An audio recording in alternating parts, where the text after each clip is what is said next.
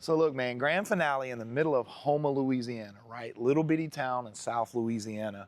We get here and the amount of just awesomeness that is packed in, the quality of rides here is just amazing. From the inside to the outside. There's stuff in here that you're not gonna see anywhere else. So make sure next year, if you didn't come this year, come to grand finale. I promise you won't be disappointed. This 69 Mustang is what Resto Mod Mustangs is all about. This checks all the boxes, guys. First off, I love the way it's the same color as the outside, but it's in satin and not high gloss. This supercharger does not come this smooth. The owner took days with his Dremel tool just to smooth this out so he can make this high gloss so it would pop inside this engine bay. Attention to detail, we always talk about it. And when you're gonna do a Resto Mod, it's hard to stand out because there's a lot of Resto Mods. Little things like having high gloss to satin and spending all of that time just so you could paint that and make it look smooth and be high gloss, that's what it's all about. The front of this car, you'll see this front lip. You can't buy that front lip. The owner was telling us that the whole lip kit on this car is a one-off lip kit. There's a lot of one-off things, and the interior did not disappoint. First off, the color. It's like a roasted coffee bean color.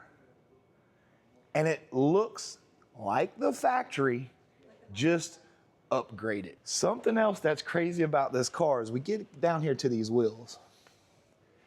Now they're color matched, but they're not color matched to the interior or the lip.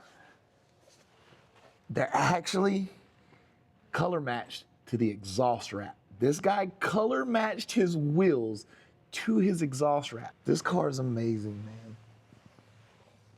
Usually we're out here showing you guys OBSs and mini trucks, but when you come across a car like this, you just have to talk to the owner and you have to find out what exactly you're looking at. It doesn't stop there. I want to talk about this right here, guys. If you look at a stock 69 Mustang, the lines have never looked that close and that good. This guy told us there was months and months, 3 different bumpers. They would put it on and it'd just be a little bit off. And they messed with it and they messed with it until it got that perfect. Attention to detail wins over people's hearts. Again, guys, if you don't know what a Resto Mod is, that's it.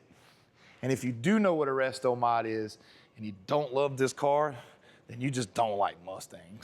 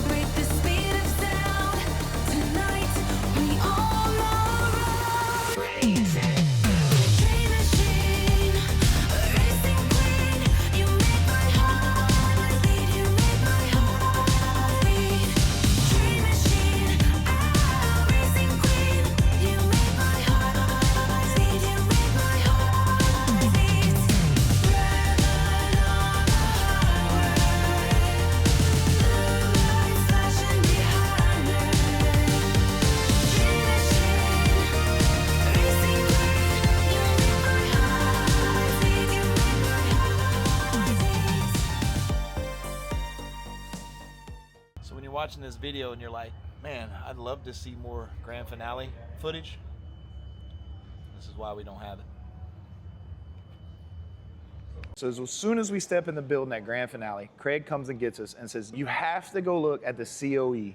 And when we get here, we realize why. This thing is insane. The front nose is crazy. The black chrome is just amazing. But This is not how this thing started. So this thing started out as a 1946 Ford COE, single cab. They did not make four-door trucks in this truck. Looking at the plaque, it was definitely built in Brazil, but this thing is crazy. The front grille in this picture, and the one sitting right here though, is not what's on the front of this truck. This is a 46, this is a 39 grille. And in my opinion, this grille looks a lot better than that one on this truck. Getting into this truck, all the black chrome on here is all engraved. From the filigree on the edges to the Indian heads. Pay attention, you're gonna see a lot of these Indian heads on this truck. As we get down to the side, of course, like I said, this was a single cab. It started out as a single cab, and now it's a four-door with suicide doors. I love the lines of this truck. The 40s always had the big bubbly fenders, the big swooping lines. It's pulled in to the footboards. Looking at the bed of this, guys, they did not make a bed like this for these trucks. Most of these were flatbeds. All of this back here is all hand built, guys. This is all one-off. This is a one-of-one truck that is beautiful. Every line on this truck is amazing. The wheels, again, black chrome, the Indian heads. Every bit of this, except for the face right there, is all engraved. The time and just dedication to just the engraving on this truck was ridiculous. When you get to the stacks tell a story. These stacks are actually like a totem pole, right? So all of these, just like the original totem poles, all tell a story. I've crawled all over this truck today. Garen got to sit in it, and every time we look at it, we see something different. The inside of this bed is made out of wood. We're just gonna say it's very unique wood. As you get to the air ride is displayed in the back. And again, look at the attention to the detail. You've got the Indian head skulls. So again, this truck did not come this way. There was never one made like this.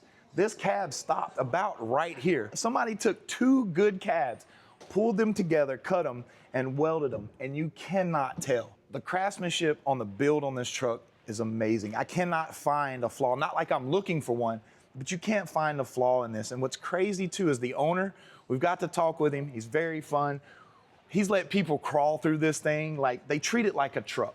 Even though it's a beautiful showpiece that you can't even put a price on, he still has fun with it. So it's not just something that you can't touch. And remember that grill I was talking about? It's not the same one. There's the original grill for the truck. Now, you let us know, the 39 grill or the 46 grill. I really like that one, but even seeing this one on the front, it's a completely different truck, but it's a beautiful truck all the way around. I can't say enough about this truck. It's hard to even make a video to talk about everything on this truck, so I hope you guys enjoy. I give in to the lesser fight. My body aches to be satisfied. My weakness comes and goes. My weakness comes and goes. I'm reaching out for the easy high. Please fortify this strength of mine. My weakness comes and goes. My weakness comes and goes.